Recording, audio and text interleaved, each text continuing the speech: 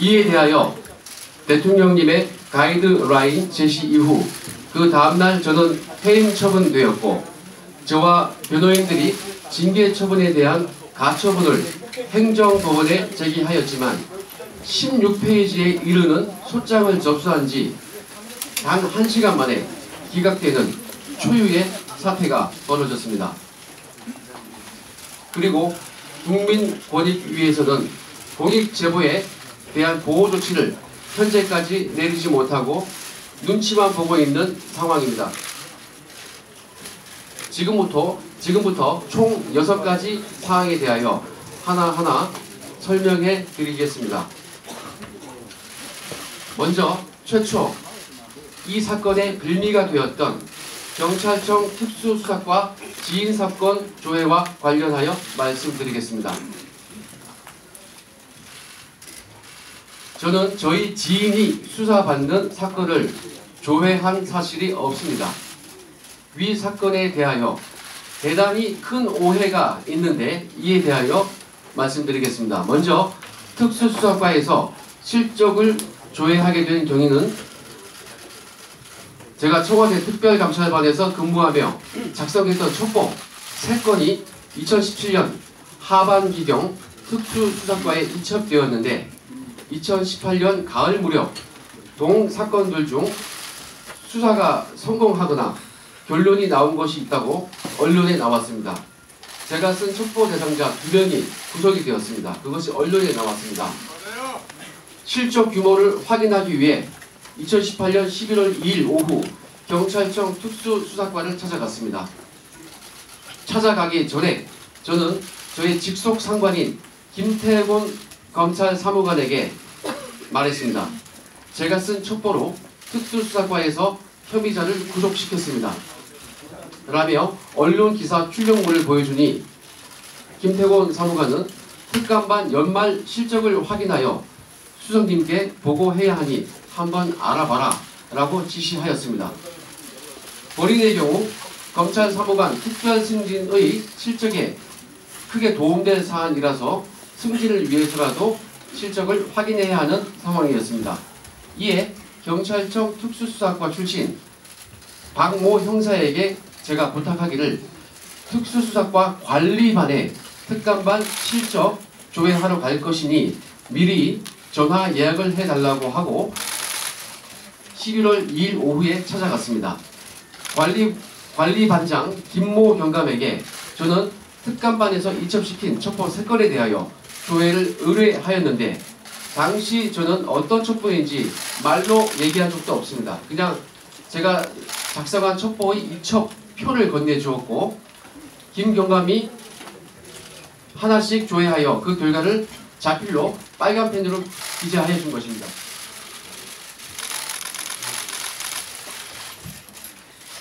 제가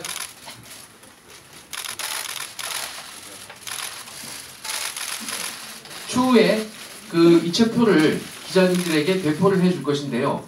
거기에는 제가 쓴 첩보 제목과 작성자, 이첩일자, 이첩기관이 기재되어 있습니다. 제가 어떤 것을 조회 의뢰하였는지 그 첩보 제목이 나와 있고요. 그거에 대해서 담당 관리반장이 자필로 빨간 펜으로 이렇게 스스로 기재를 해준 것입니다.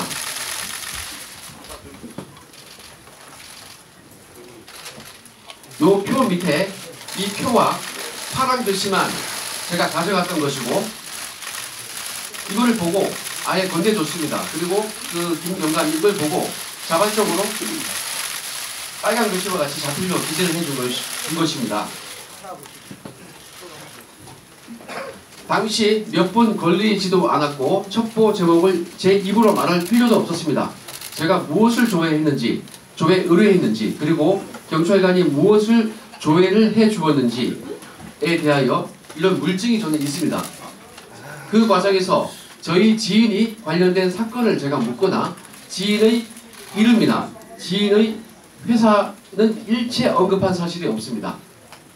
이 사진 파일에 기재된 첩보들 중에서 두 번째 국토부 관련 첩보가 문제가 된 것인데 위 첩보는 오히려 저희 지인이 저에게 제보를 해준 사건입니다. 그러므로 그 지인이 수사를 받는 사건이 전혀 아닙니다. 그런데 반대의 상황이 언론에 오보가 났습니다. 경찰청 방문 직후 경찰청의 누군가가 반부패 비서관에게 전화하여 제가 조회하지도 아니한 지인 사건을 조회 의뢰했다라면서 엉뚱한 항의를 했습니다. 나중에 감찰까지 받고 나서 제가 하도 이상해서 그 박 형사에게 물어봤습니다. 그랬더니 박 형사 왈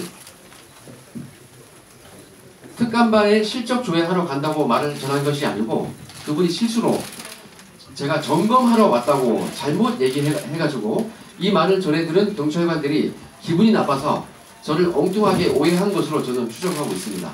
최근 위 특수수사과 경찰관들이 진실을 말하고 있고 대검 감찰본부에서도 제가 지인 사건을 조회하거나 그 회사에 대해서 조회한 것이 아니라는 것을 진술한 것으로 알고 있습니다.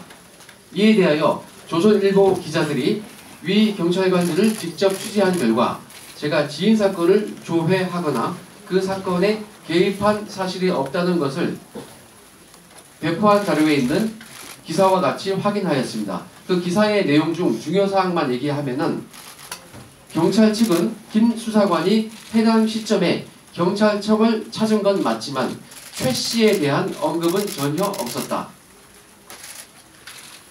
경찰 관계자는 본지 통화에서 김 수사관이 최 씨에 대해 전혀 언급하지 않았다. 당시 최 씨 조사를 담당한 경찰도 김 수사관이 경찰청을 찾은 사실을 몰랐다. 이런 내용입니다. 이 정도면 제가 지인 사건을 조회하지 아니한 것이 밝혀졌다고 생각됩니다. 저는 11월 28일 제가 지인 사건을 조회했다는 KBS 보도로 인하여 20년 공직 인생이 끝나버렸습니다. 청와대는 저에 대한 별건 감찰로 저의 약점을 잡아놓고 검찰에 복귀시켰으나 제가 지인 사건을 조회하지 아니한 것을 알고 있었으므로 검찰에 징계 의뢰하지 않았습니다. 저는 특별 승진 때문에 검찰에 복귀한 것으로 특감반장과 합의하였고 보안을 서로 지키기로 하였습니다. 그러나 그로부터 2주 후 11월 28일 KBS 오보가 나오자 청와대는 갑자기 저를 꼬리 자르기 시작하며 범죄자라며 언론에 여러가지 사항을 유포하였습니다. 이에 저는 본인의 명예를 지키고 청와대의 직권남용, 직무유기 등의 범죄 행각을 공익을 위해 공표하기로 마음먹고 청와대와 외로운 싸움을 시작하게 된 것입니다. 지금부터 하나씩 사례를 들어 말씀드리겠습니다. 조국 수석의 인사검증 실패 사례에 대하여 말씀드리겠습니다. 지난해 마지막 날 국회 운영위원회 당일 조국 수석이 인사검증 관련하여 7대 원칙에 맞게 인사검증을 하였고 원칙에 벗어난 인사는 한 명도 없다고 주장했습니다. 그러나 과학기술자문회의 부의장 염한웅의 경우 음주운전 취소 전력이 2회 있었음에도 불구하고 청와대는 2017년 8월 30날 임명을 강행하였습니다. 저는 염한웅이 임명된 직후인 2017년 9월 1일 염한웅이 음주운전으로 2회 면허 취소되었다는 내용의 감찰 보고서를 올렸고 9월 6일자에도 추가로 보고하였습니다. 이에 따르면 청와대는 염한웅에 대한 부의장 임명을 취소했어야 하는데 그러하지 않았습니다. 저희 보고 이후 며칠 뒤 9월 10일자 경향신문에서 이 사실을 지적하였습니다. 앞서 문재인 대통령은 2017년 5월 29일 수석보좌관 회의를 주재하면서 정치자금법 위반, 선거법 위반, 그리고 음주운전 등을 5대 비리보다 더 큰 문제로 거론한 바 있습니다. 5대 범죄는 병역 면탈, 부동산 투기, 위장 전입, 세금 탈루, 논문 표절입니다.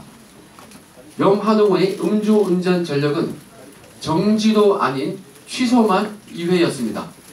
위 경향신문 기사를 보면 염한웅 부의장이 말하기를 청와대도 인사검증 과정에서 음주운전으로 본인이 2차례 면허 취소 처분을 받은 사실을 알고 있었다라고 하였습니다. 그럼에도 불구하고 임명을 강행한 것은 청와대가 스스로 정한 원칙을 저버린 행위입니다. 조국 수석과 대통령께서 염한웅의 음주운전 2회 취소 사실을 알고도 임명을 강행했다면 이보다 더 큰 문제는 없을 것입니다. 경향신문 기사에 따르면 조국 수석은 인사검증 과정에서 이를 알고 있었던 것이 분명합니다. 그런데 대통령께서 이를 모르고 임명을 강행했다면 조국 수석은 대통령께 보고하지도 않은 것입니다. 만약 대통령께 보고하지 아니하였다면 심각한 직무유기입니다.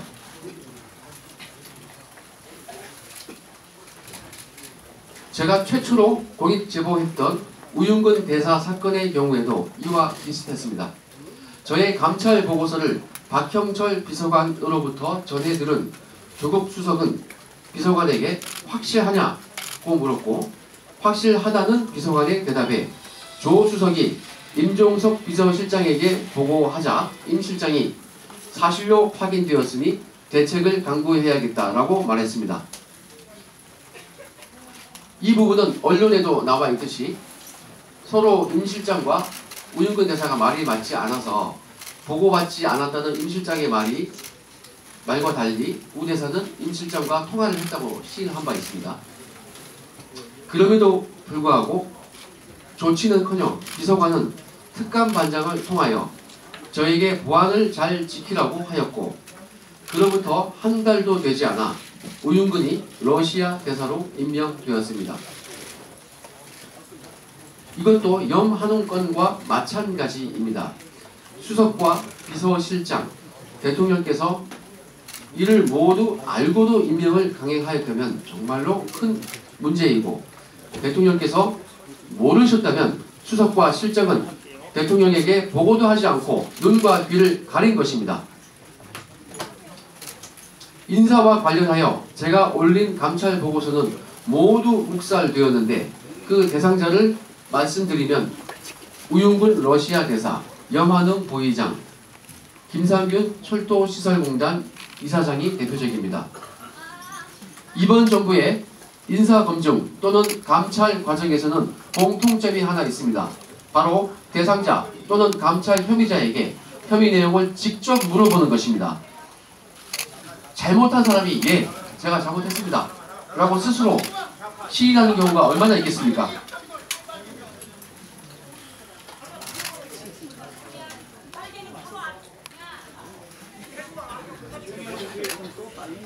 제대로 검증하거나 확인하려면 저와 같은 특감반 직원들 여러 명에게 혐의 내용을 추가로 조사하라고 시키거나 수사기관에 이첩하여 사실을 확인하는 것이 정당한 업무 방법인데 청와대는 본인들의 우군이라고 생각되는 사람에게는 직접 변명만 듣고 그냥 임명해버렸습니다. 이러한 행태는 박형철 비서관도 마찬가지입니다. 자신과 친한 모 검찰 간부에 대한 감찰 보고서를 보고받았으면 저나 다른 특감반원들에게 확인시키거나 검찰에 이첩시켜 확인하면 될 것입니다. 그러나 비서관은 저에게 특감반장을 통하여 자신이 직접 전화해서 확인했다며 문제없으니 신경 끄라고 말했습니다.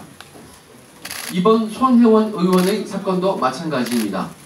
민주당에서는 손혜원 의원에 대해서는 문제없다고 말합니다. 공정하게 일을 처리할 마음이 있다면 손혜원 의원이 말만 듣고 그대로 믿어주기보다는 공정한 방법으로 정밀조사를 하는 것이 맞습니다. 저와 같은 약자에게는 엄정한 잣대로 처벌하고 자신들의 잘못은 감싸주는 행태가 반복되고 있습니다. 우리에게는 사찰 DNA가 없다는 발언, 그런 발언은 자신들은 절대로 잘못이 없다는 교만함에서 비롯된다고 생각합니다.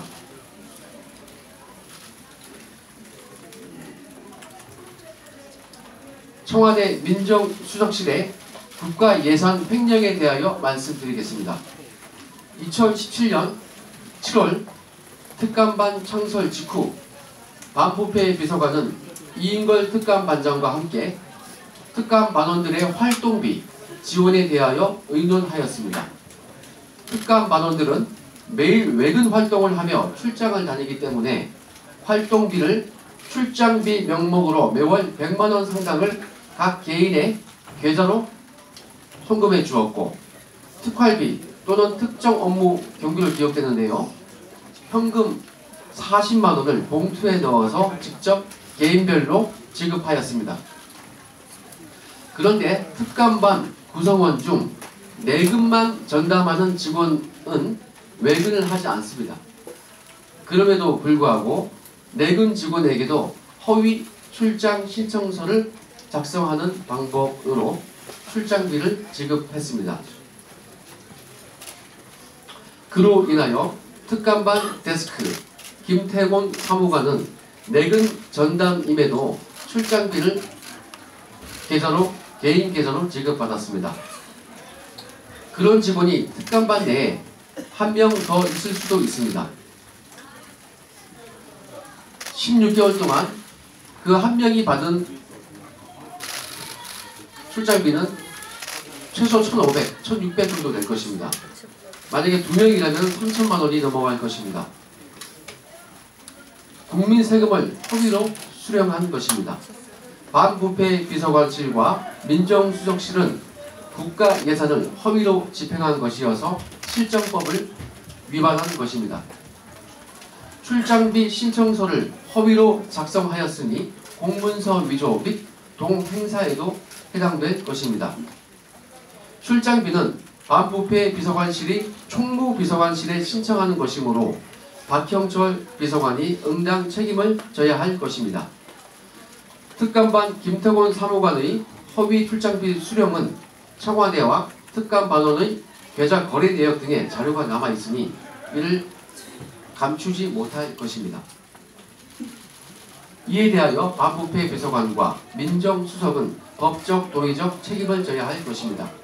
그리고 청와대 민정수석실 등 다른 비서관실에서도 비슷한 방법의 불법 사항이 있는지 확인할 필요가 있다고 생각됩니다. 다음 휴대폰 불법 감찰에 대하여 말씀드리겠습니다. 헌법과 형사소송법에 의거 압수수색을 할 때에는 영장에 의하도록 되어 있습니다. 그런데 청와대는 감찰 대상자가 아무리 공무원이라지만 영장도 없이 휴대폰을 제출하라면서 동의서를 쓸 것을 강요하였습니다. 조국 수석은 동의서를 썼기 때문에 문제가 없다고 하지만은 이 문제의 본질은 동의서를 쓸 것을 강요한 것입니다. 자발적으로 진심으로 휴대폰을 제출한 사람이 있겠습니까? 청와대 특감반이라면서 몇 명이 우우 몰려가서 휴대폰 내세요, 동의서 쓰세요, 이렇게 하는데 이건 동의가 아니고 강요입니다. 강압입니다. 수사기관에서 피의자를 조사할 때에도 진술을 거부할 권리가 있고 진술 거부권을 행사하였다는 이유로 불이익을 받지 아니함을 고지합니다. 그러나 특감반이 공무원에게 동의서를 쓰게 하고 휴대폰을 수거할 당시에 동의서를 쓰지 않아도 된다는 내용을 고지한 사실이 한 번도 없습니다. 동의서를 쓰지 않아도 불이익을 받지 않는다 고지한 적 없습니다. 그리고 휴대폰을 포렌식할 때 그 휴대폰 명의자가 참관할 수 있음을 고지한 사실이 한 번도 없습니다. 이것이 과연 임의성 있는 동의서에 의한 휴대폰 감찰인지 이해가 가지 않습니다. 이는 명백히 불법이며 공권력을 빙자한 폭력입니다. 수사기관이 강제 수사를 할 때에도 영장을 법관에게 청구하여 법관으로부터 수사와 관계없는 사생활 침해 등 권리에 어긋나는 부분은 일부 기각됩니다. 판사가 두 줄로 긋습니다. 그러나 특감반에서는 동의서 자체를 강압적으로 징구하고 서명 한 번 강제로 받았다는 이유로 본래의 감찰 목적에 맞는 증거가 발견되지 아니하면 여자 문제 등 별건 사생활까지 먼지 털듯이 털어서 그 별건으로 조사하여 괴롭혔습니다. 저에게 직접 조사를 시켰습니다. 외교부 국장 제가 선관계 한 거 조사해서 자료 받았습니다.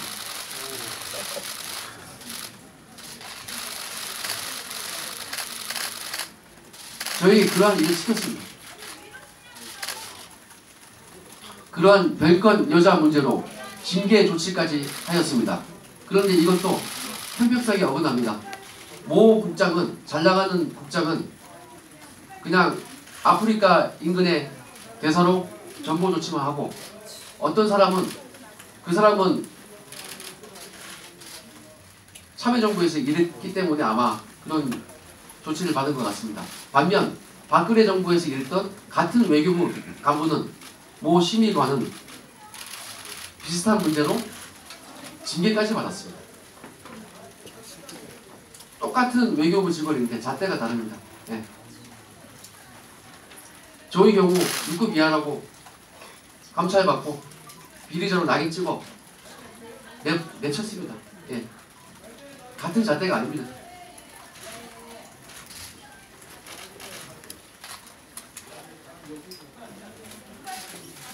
저도 청와대에서 쫓겨난 당시 똑같은 방법으로 당했습니다. 원치 않는 동의서를 임의성 없이 썼고 동의에 대하여 거부권을 고지받지 못했습니다. 포렌식 할 당시 저 같은 사람도 참관권을 고지받지 못했습니다. 별건 감찰을 받았습니다. 제가 징계받았던 골프 향응수수 등의 자료는 모두 위와 같이 별건 휴대폰 감찰, 불법 감찰에서 나온 포렌식 자료였습니다. 이는 제가 포렌식을 동의하지 아니한 부분에 대한 불법 자료입니다.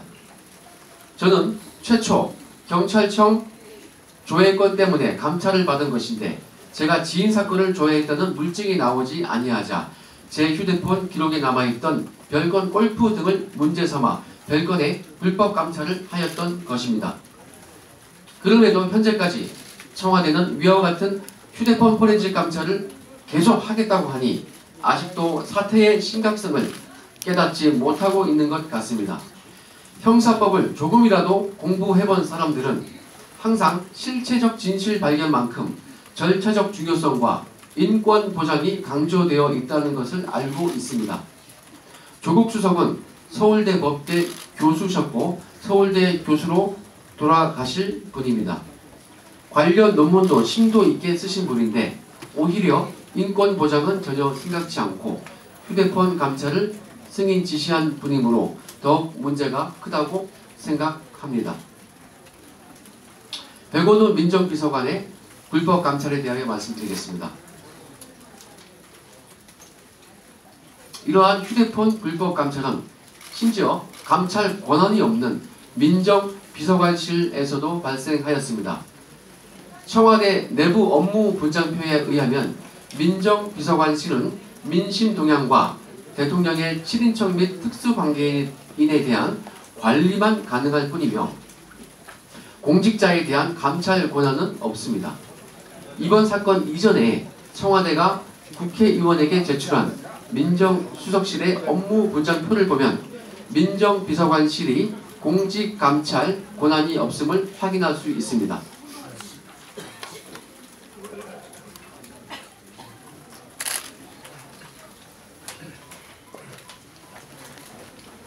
이것은 제가 저희 지인을 통하여 입수한 민정수석실 업무분장표입니다. 이것은 제 사건이 발생하기 전에 작년에 국회의원실에서 입수한 것이라고 합니다. 이 업무분장표를 보면은 분명히 민정비서관은 국정 관련 여론 수렴 및 민심 동향 파악, 대통령 친인척 및 대통령 주변 인사에 대한 관리라고 되어 있습니다.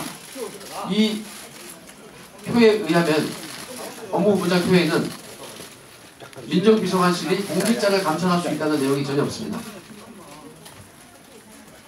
그럼에도 백원호 비서관은 민정비서관실 직원에게 지시하여 2018년 10월 2일 해양경찰청 운영지원과의 인사책임자, 인사팀장 및 상훈 담당자 등에 대하여 휴대폰과 컴퓨터를 강압적으로 제출받고 포렌식을 한 후 소환 조사까지 하였습니다. 공직 감찰 권한이 없음에도 불구하고 특수부를 방불할 정도로 조사를 진행하였습니다. 이는 제가 직접 목격하였기 때문에 알고 있고 관련 증거도 충분히 가지고 있습니다. 또한 백원호 비서관은 이뿐만 아니라 특감반에서 수집한 정보 중에 업자들 간의 이권 분쟁이라는 이유로 킬당한 것에 대하여 특감반장과 저에게 경찰에 이첩하도록 압력을 행사하였습니다. 백원호 민정비서관은 업무적으로 저희들의 특감반장이나 저의 직속 상관이 아닙니다. 옆부서입니다. 지휘받을 이유가 없습니다. 제가 그때 작성한 첩보는 2017년 8월 23일 작성했던 해수부 공직자 정치인 관련 해운업 비리 첩보였습니다. 김무성과 김기춘도 언급되어 있는 첩보였습니다. 2017년 8월 하순경 제가 작성한 위 첩보가 이인걸 특감반장에 의해서 보류된 바 있는데 이거는 너무 민간 업자들과의 문제고 좀 예민한 문제가 있어서 보류가 되었습니다. 이에 대하여 9월경 백원호 비서관이 이인걸 특감반장에게 말했습니다. 특감반에 김태우라고 있느냐? 김태우가 좋은 첩보를 썼다고 하는데 왜 이첩을 하지 않느냐? 라고 질책하면서 수사기관에 이첩하도록 지시하였습니다. 당시 이인걸 특감반장은 민정비서관에게 질책을 받은 직후 벌개진 얼굴로 저를 찾아왔습니다. 그리고 저에게 미안해하는 표정으로 위와 같이 민정비서관으로부터 질책당한 내용을 이야기해주면서 경찰에 이첩시킬 테니 그때 그 첩보의 제보서와 증빙자료를 준비하여 건네주면 반부패 비서관실에 근무하는 문모 경정을 통하여 경찰청에 이첩하겠다고 하였습니다. 이에 제가 첩보 제보서와 그 첩보의 제보서와 증빙자료를 목차별로 정리하여 이인걸 특감반장에게 건네주었고 이인걸 반장은 해당 자료를 문모 경정을 통해 경찰청으로 이첩시켰습니다. 그로부터 약 한 달 후 2017년 10월경 민정비서관실 윤모 총경이 저에게 전화를 하였습니다. 제가 전혀 몰랐던 분인데 그때 저에게 휴대폰으로 전화가 왔습니다.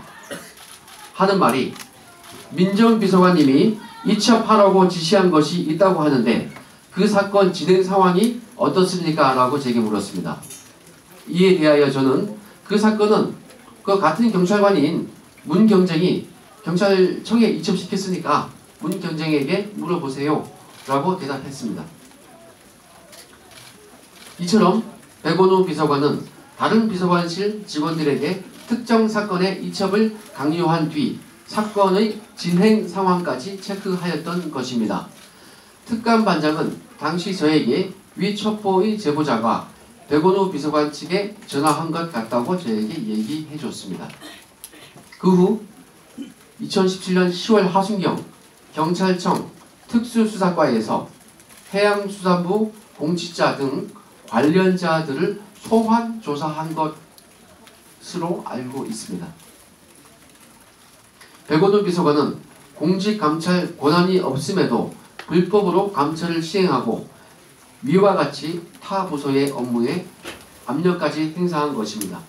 이에 대해서 저와 관련된 사람을 고소했는데 무고가 아닐까 생각하고 있습니다. 다음 민간인 사찰 등 불법 사찰에 대하여 말씀드리겠습니다. 민간인 사찰이라기보다는 정확한 표현은 불법 감찰이 맞다고 봅니다. 민간인 사찰, 정치인 사찰, 블랙리스트 사찰 등은 모두 불법 감찰의 범주에 포함됩니다. 청와대는 민간인 사찰에 대한 언급이 나오면 불순물로서 모두 폐기했다고 하였습니다. 그리고 저를 두고 하는 얘기가 지난 정부의 민간인 사찰 습성을 버리지 못하고 민간인 정보를 들고 보고하기에 엄청 경고했다. 그러자 김태호가 그 후 경고받고 나서 1년간은 열심히 일하고 아무 문제가 없었는데 1년 후에 다른 데 신경 쓰느라 이상한 보고서를 다시 올렸다는 취지로 설명을 했습니다. 그러나 아무 문제가 없었다는 그 1년 동안 제가 올린 보고서를 보면 거의 매월 민간인 정보가 있습니다. 그 언론에 나온 자료인데 제 동향이나 첩보 104건을 4건의 사진 파일철이 있습니다. 한 6개, 7개 됩니다. 거기에 나와 있는 것을 보시면 제가 지금부터 말씀드리는 그 보고서가 거의 매월 빠짐없이 꾸준히 보고된 것을 알 수 있습니다.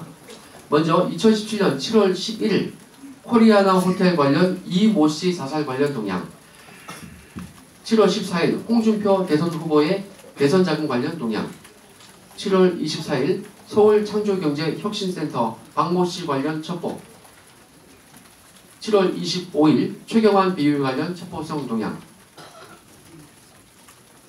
조금 전에 말씀드렸던 김무성, 김기춘 등 정치인 관련 첩보, 해수부 첩보, 그것이 2017년 8월입니다.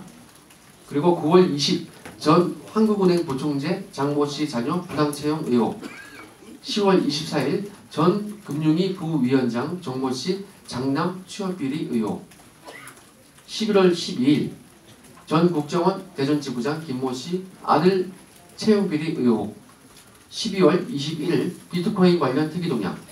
이 내용은 참여정부 인사들에 대한 활동 상황이 있습니다. 우상호 의원 등등, 그리고 제가 이미 말씀드렸던 여러 참여정부 인사들이 있습니다.